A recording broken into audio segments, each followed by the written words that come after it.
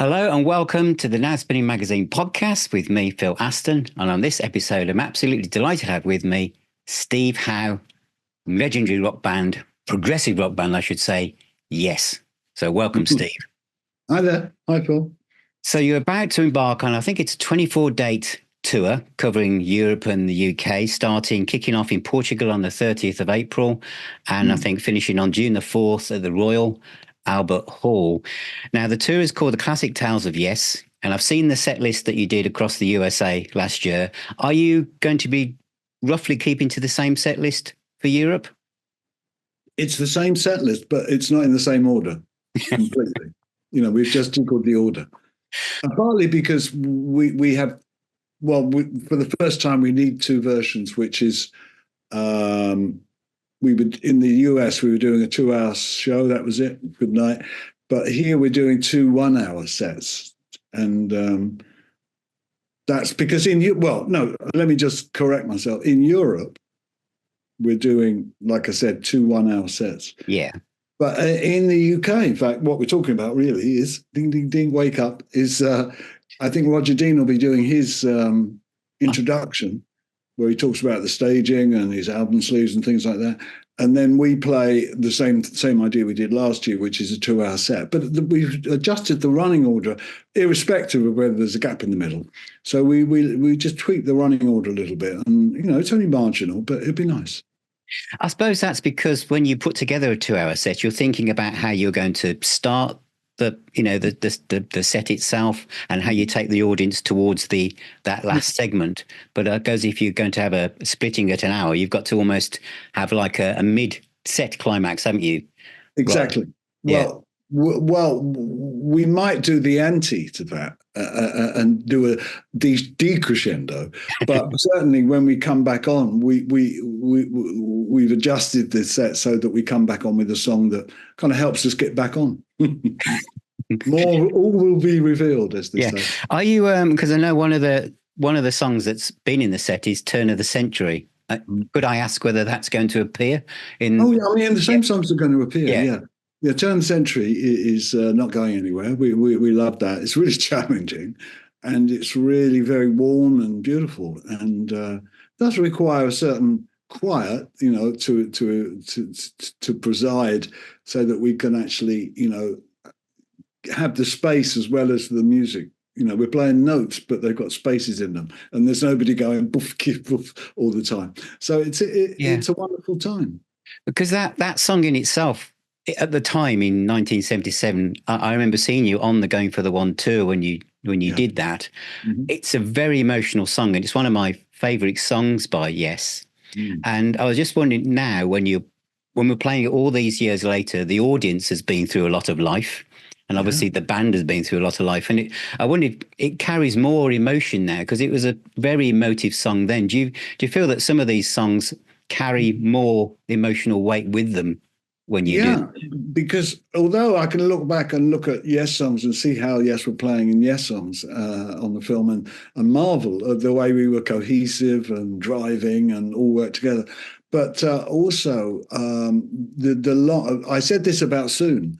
The more times we've played Soon, the more I love it, the more I know it, the more I am it. But it's also true that, I don't know who great musician said it hundreds of years ago, is that each time music's performed, it's the audience that change it. I mean, they're there as well. This is going out, but it's also coming back, and that feeling of sharing a song as intimate as Turn of the Century, which was a real devil to arrange. I mean, we went round the houses. Fortunately, we went round the houses to find a way of doing that song that wasn't how we first played it, which was da da da da da da. It was just like a strummy kind of song. It didn't have any identity, but suddenly, with the improvisations, we had identity. So, but like you say, I use Soon as an example because I know that's true. That song has gained a lot of depth, with me over the years. It's a wonderful thing to play. It's really tentative and, like it's very emotional. And so Turn of the Century, when I open with that thing, that I go back across the guitar, Yeah. there's like that, it sets the mood, and it's really exciting. But so much, I agree with so much what you say, is that particularly I've carried on playing this music, but the people who've listened to it have also had kids, they've had kids, they've grown. We're all different people now, but hopefully that's a richness that it's something like, because when I was preparing for this, I was thinking about that song in particular, because I was playing it the other day. It's like you say, the audience have had kids and everything, but all of us have also probably we've all experienced loss. The band themselves have experienced loss, and the audience have. And so I think that the song, it's a song like that, carries immense power, really, and almost like it's something I say to a lot of my readers and listeners, is that music has a healing property, and it's that kind of music has more of a definition now, more meaning, I guess I'm trying to say, than it maybe did when it first emerged into the world all those years ago. Nevertheless, the original recording will always hold the key. That is the entry point. Entry point is going for the one. Johnny opens his mouth and goes, da, da, da, da, da. It's something that we were very good at doing.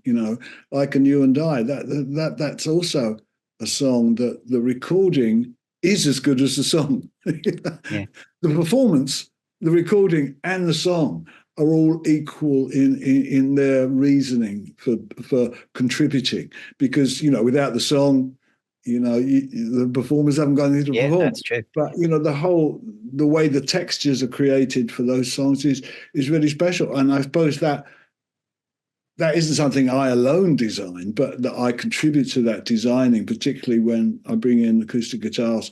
And that flavor was something that hadn't really experimented a great deal with. Surely, Time and a Word starts with an acoustic guitar, the song.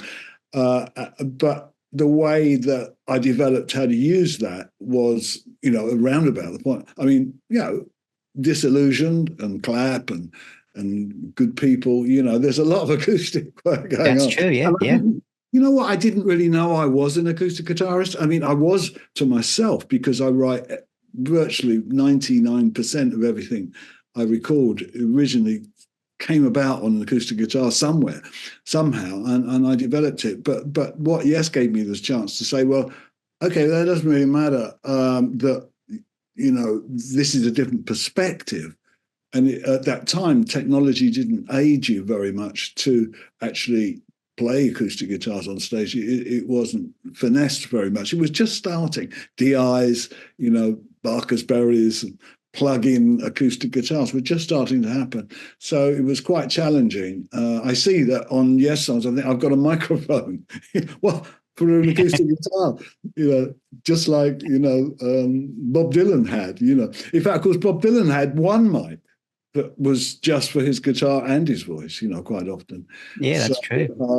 Technology has definitely come along, and technology helps songs sound beautiful. And that's how Circles of Time on Mirror to the Sky. When John played me that song, I said, John, this isn't about, do I want this to be on this album? Can you let us have this song on this album? Because I think it's so important. We don't need any other songs that are like this. We just need, Circles of Time. And we kept adding things. We did hours of adding things. And then the next day I'd say, well, that detracts. So we didn't hardly need to do anything. So the way that A You and I and Wondrous Stories and Turn of the Century particularly have life, it is a shared experience, with people and the stories. I think that's one of John Anderson's great sort of like remote stories. It's about somebody else, about somebody else's life, when so much of our songs are about our life or the things that we do. Yes, that's true. Yeah. So, like "Don't Kill the Whale," So John could turn his hand to that, and I love his line that we sing every night. And I'm trying to sing it with John sometimes. That I think I'll go and write a punchline, because that's one thing John never did. But in Going for the One, he jokes that I think I better go away and write a punchline. So there's a lot of us in the songs, but at times with the song going round on stage so much. So the good songs really work on stage. You know, when we did albums, we get on stage and they didn't work on stage. That meant it was inferior. You know, if you can't take that music on stage, well, it wasn't up to it. And we did make albums, but much of it was very troublesome on stage. I mean, I'm not going to name names or titles here, but some albums were,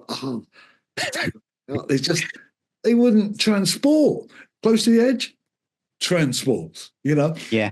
It's wonderful how lucky we were that we got so many things right. We got a few things wrong, but yes, got a lot of things right. And I enjoy that reality of the luck of getting some of it right. It must be very exciting for some of the other musicians in the band who weren't there going back to the period you've just described. And you picked some real deep cuts for this set list. So did you kind of look at the original arrangements? As you say, the audience will have kind of memorized these as entry points. But for some of the other band members, this is like almost going back as a fan for them to interpret them. And also for you yourself as a musician, your technique is so much different than when you put down, some of these songs, especially Time and the Word. As you say, it starts with acoustic guitar, but you as a musician are a very different person than you were then. Yeah. And I've enjoyed that. Although in some ways, one thing a musician feels like he can never escape from is himself. You know what I mean? I play stuff and I go, yeah, I think that works. But in another part of me saying, yeah, but that's what you do. You play like that. So you're not that that's a criticism, but it's just a reality of familiarity, that I'm familiar with the kind of things I write. And sometimes I play something on a keyboard and it sounds like the kind of thing I play on a guitar. So developing that, because somebody asked me the other day, what did I think about when I was young playing the guitar? And I said, I just want to be a guitarist. You know, that was primal. Yeah, the writing, singing, all that secondary. You know, mainly, listen, I'm a guitarist. You know, whether I'm producing, I'm still a guitarist, but I can prioritize my focus, you know, well, and I can do the things I need to do. But basically, being a guitarist and, as I've quoted before, walking on stage and having a couple of hours when there's hardly anything that can interfere with you being a guitarist, and not having all the other responsibilities of, you know, what about this and deciding on that and how much is the budget for this and, you know, all the other stuff that's going on. So that is nice. So that's a development of what I was doing. From about Tomorrow onwards, I became aware that going on stage was really exciting. You know, you could get a bit wrecked, you get a bit trashed, you get a bit high, do all those stuff. Yeah. I mean, that's them. But like basically, it created the excitement to want to carry on. You know, this is a force, if you like. It's a force within me as much as it's, you know, within Jay Shellen, it's the drumming. You know, so we've all got our kind of fundamental. You know, but that's what my career is really about, is being a guitarist. That's why in the latter part of my career, which I hope hasn't happened quite yet, I will be solo. Because solo guitar playing is ultimate. It's the pinnacle. It's the top of the pyramid. I'm climbing this pyramid of life, and the musical life is solo guitar is far more important, far more precious, and far more of a reality for me than anything else that I play, just because it demands that there isn't anything else going on, and it's just what I do on a guitar when I do that. And Clap was the first piece, and that has never let me down. You know, I mean, there's never been a time when I played that and I thought, shouldn't play. I mean, I don't play it all the time. You know, if I played it all the time, I'm sure I would have said it's time to stop. But I never play it and think, well, I shouldn't have played that, because it's the kickoff. It's the launch pad for my Mood for Days and, you know, all the other stuff I've written, Corkscrews and, you know, Diary of a Man Who Vanished, all that stuff. Yeah, and as you say, when you're just playing an acoustic guitar, there's nowhere to hide, is there? It's just you. It's just a musician. 100%. It's 100% of me, and that's what's so challenging, and that's what's so enjoyable about it. And any sacrifices I make on the road with a band or one thing, we've got the 2-hour set. And then when I remember how I've done quite a lot of solo tours and how I felt about them, they are a struggle. Touring is not a roller coaster ride. It's a struggle, but the struggle is for the showtime, and that's what's like a sacrificial rite of passage, is that you might have to go through some hell, but you've got to switch that all away and get on with the guitar. And there is no finer moment than playing without any accompaniment. It's I can see why people like playing like Bach's cello for solo cello, because if you're a cellist, you would that's a great way to play. Yes, that's very true. The new album, or latest album, Mirror to the Sky, is very much a band project, and also I know it came out of the Quest, and it's more of a rock album in some respects. It kind of reminds me of the kind of approach that you had with albums like the Yes album. But the title track, I know there's no space in the set for a track that's 15 minutes long, but it's an amazing piece of music, and I think what elevates it is is Paul Joyce's orchestral arrangements. And I love the part in the media book where I think you asked Paul, we just want 16 bars of orchestra there for one part. And I don't think there's many people who could probably interpret that or even go away and do it. I mean, is that because you and Paul are kind of telepathically connected almost? Yeah, it's like Curtis Schwartz and Paul K. Joyce. Well, I've worked much more with Curtis, in fact, many records, maybe 25, 30 years. But the things I've done with Paul were great connections, and we, had a lot of fun on doing Time, my solo album with Paul, doing the arranging. And he tolerated and learned about me over 4 years that it took for us to digest and work on and build up to just one day of sessions where the orchestra were added, and the whole album transformed from being this jumbled up, mixed up, different sources and different resources, different instruments. Suddenly it just had one sound, the orchestra, with the guitar. And that was amazing. So Paul did a fantastic job, and he knows that I love and respect him for all that work. So we got to work deep. That was a very deep album. There was a lot to do. So when it came to the Quest, I thought, maybe Paul, could jazz this up a bit, give us something else here. Or something we weren't expecting, or draw from the music. And he did a lovely job. And I particularly love, when I said the same thing on the Quest to him, that there's 16 bars, do something, that was on the second song. I can't remember what it's called now because I'm thinking about so many other things. But so we should look it up. But anyway, so this is video. This looks bad. My head's spinning with too many. That's okay. I'll add it in the description. Yeah. Don't worry. I mean, if I start reading them off, then I'll be there. So basically, I said to him, do that. And what he did was he drew from our music, and that's what he does on Mirror to the Sky. So on Mirror to the Sky, I said to him again after, the previous encounter, do something here and then maybe stay with us, But what he did was actually he does an enormous amount on Mirror to the Sky. And we cited him, come in here, come in there. Because at the beginning, he has a role with the orchestra where I go to classical guitar and start playing with Billy, and we do some things. The whole while we were doing that album, we had a few projects like Luminosity. Yeah, great track. To Mirror to the Sky, in the sense that it was invented from different resources, and the way we married them together didn't work. First of all, we go no. Then we go, we kind of like slide things around. No, we like this. So, but basically, we held on to a dream John and I had about that song.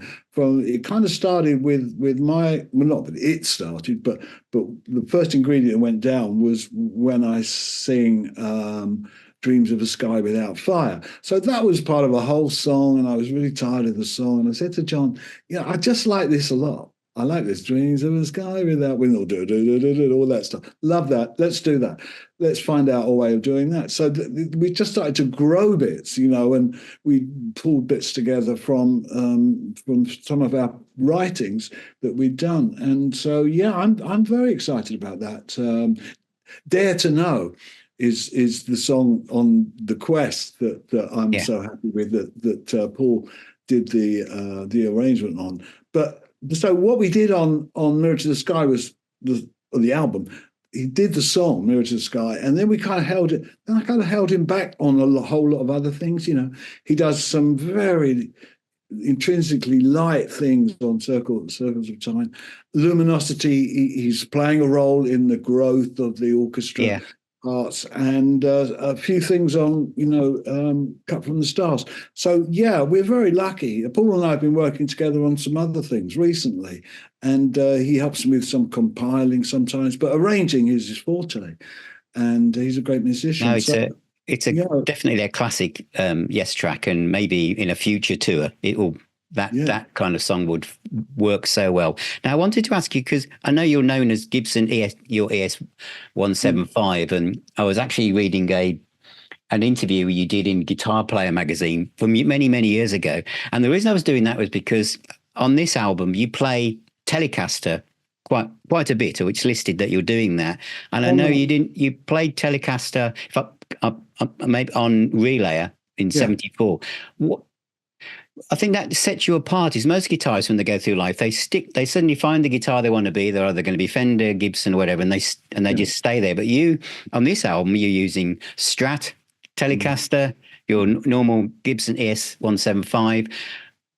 What is it about the Telecaster, which is kind of known as like the bluesy Roy Buchanan, Rory Gallagher type sound, that you're drawn to, because it's very different to what you were starting with? Well, as you pointed out, it kind of got going with Relayer, because I played the whole album virtually on that, besides the Steels and other things, which are also Fender. So I like Fender Steel. I used to play Gibsons on the New and I and on Close to the Edge here and there. But basically, when I got a Fender, that was it. I want Fender. Fender was my steel sound. So basically, that having those colors was all I needed. And whether it's a Les Paul or a 175 or that, so I can mix bag them. But to come back, it isn't that I've come back to the Telecaster, for Mirror to the Sky, really. It's that it's been there all along. It's on a lot of records. It's on the Quest as well. So it's on all my records, really. The Telecaster has a function, has a role. But in Mirror gave it a real, Mirror to the Sky song, gave it a real opening, because the opening that I did was something I played to John. Well, that really, that became a component after that song I was telling you about, the Dreams of a Sky Without Fire. But basically, John and I had already worked on that theme that I had played on the Telecaster. So what I do then is I say, well, that works there then. So that should be a guitar I can play elsewhere in the song. And that's what happens. So when we get to the later songs, I come back in the telly, even though I've been veering off in other spheres temporarily. Then at the end, after the orchestra's had its, I think it's more than 16 bars, but there's at least an ample 16 bars of exciting orchestration. I come hurtling back into it. And that's the most... that reminds me most of Relayer, the end section of Mirror to the Sky, the way I'm playing, so that's a freedom, that I have. It's a wonderfully, I think what you're asking me is, what is it about it?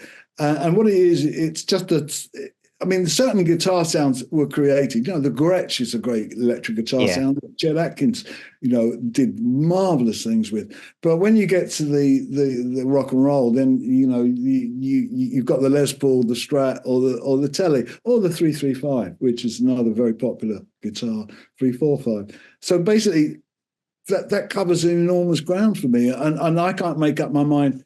Well, I'm not going to make up my mind, to not do any of that, because the 175 is always there when I want it, and a lot of improvising is what I turn to it to do. But actually, that isn't the case, with some future things that I'm doing, where I found that guitar is great for me to, remind myself and the audience that my rock roots are still, very deep in the ground. Do you find it a different, because obviously the Telecaster and the Strat have got obviously different necks, different thinner bodies compared with your Gibson that you normally play. Do you just switch because do you just switch from one to the other without, does it affect your style of playing or your attack on how you use the pick and your fingers? It affects everything, because as soon as I've made that choice, I've got to make a choice, and it isn't something I droll over, or I just kind of make. It's usually the first thing I think of is usually right. So if I think, hang on, I think I'll play one of them, whatever it is. And when I do that, what happens is my playing and the sound is that's what happens. It's me, but also I made a choice, and the guitar will have its possibilities, potentials, the way I feel playing these guitars. And I can't really explain how different the necks are. The necks are all different, they're like walking down a different street, driving a different car, they're different things, the necks really what you're going to be thinking about most. But there again, the look of a guitar, why would it matter? Well, great design matters. Architecture matters. Yes, it does, yeah. Beauty matters. Nature set the path, So basically, to have something that looks beautiful too, like I believe the 175 was the most beautiful guitar ever. I still think it is. The most beautiful electric guitar ever made. But the reason was, in 1964, I bought one and sat there and virtually meditated on it just because it was the guitar I wanted. So I like enjoying stuff. I'm not one of those people who wants to sit around moaning all the time. If there's something to enjoy, let's enjoy it. And I enjoy that range.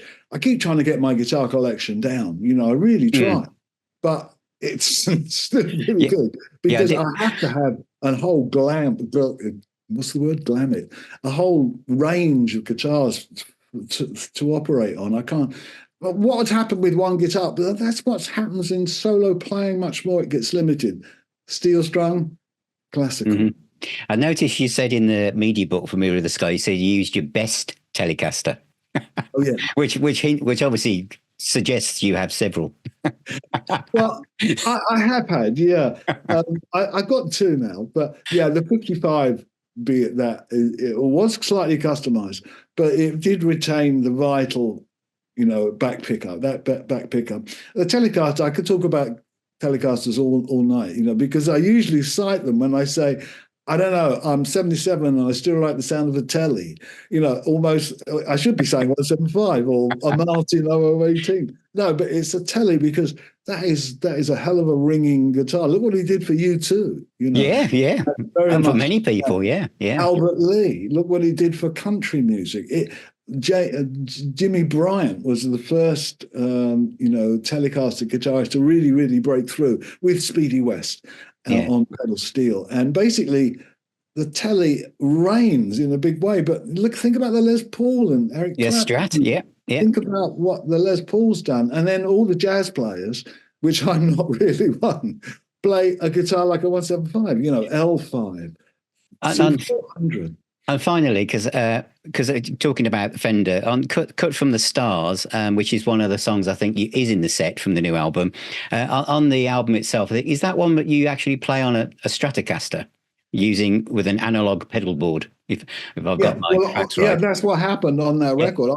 I was at my studio and the song came on board, and John had reworked the song and it was right. We just had bass drums, guitar, a few keyboards from Billy. Rhythm stuff, and I didn't know what the hell to do, really. I just thought, I got to do something different. This album can't always be me being this way or that way, like techno guitar or guitar and floaty guitar, all that stuff. I thought I want something different. So, getting that analog pedal board going with something, a multi-pedal that Korg made, that auto wah stuff. It started a whole thing, and I was so excited to be playing, really, in an amp and with an analog pedal board. So that was nice, and the Strat's the right guitar for that song, and that's what I do on stage. But I mock that up, that that analog pedalboard sound on a Helix, because I only use Helix on stage. I don't mess with other stuff. If that can't do it, well, I'm not going to do it. If that it can do just about everything. So I mocked up the sound to make that similar as I could. There's little things on the record that obviously you can't, production-wise, you can't do on stage, but also the movement of the speeds and things like that. I mean, it's a lot of fun. Playing the guitar is still fun, and that couldn't be a better way to finish. Yeah, absolutely. Well, thanks very much for your time, Steve. If you want to know anybody how you can find about the dates or the tickets, go to yesworld.com. And the tour kicks off in Portugal in the end of this month, isn't it? But the UK dates are also on the website as well. And thanks very much for all of your time, Steve. It's been lovely talking to you, Phil. And nice. You. Thank you very much. Thank you. A huge thank you to my guest, Steve Howe, from legendary progressive rock band Yes. That was absolutely fantastic. I have to say, I'm absolutely thrilled to have been able to talk to someone like Steve Howe, an absolute hero of mine, a band that I've loved since I was that big, listening to those early albums when I was growing up in the 70s. I just want to say, because I know a lot of people lean back through the lens of the past, and these bands bring out newer albums and people think, I don't know whether I want to listen to that or not. But I know how well this has gone down. But Mirror in the Sky, this is the media book, which is, I've been playing the Dolby Atmos edition. It's over an hour of music, 2 CDs in this with 3 extra tracks. I've got loads of extra questions I could have asked Steve about. Those extra tracks are all written by him. It's a fantastic album, and the title track is a real, true, Yes, classic prog epic. It really is fantastic. All of them, the whole band. Jeff Downes, of course, has been a member of the band on and off since 1980. John Davison, lead vocalist, has been there for over 10 years. Longer than some bands are together. Billy Sherwood on bass, because he was handpicked by Chris Squire, and Jay Shalin on drums, who took over from Alan White when he sadly passed away a couple of years ago.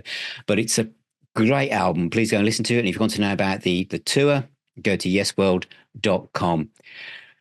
If you're watching this and listen to this, and this is Now Spinning Magazine, so check out the website at nowspinning.co.uk. Subscribe to the YouTube channel, subscribe to the podcast, see us on Facebook, Instagram, X, wherever you are on social media. So are we.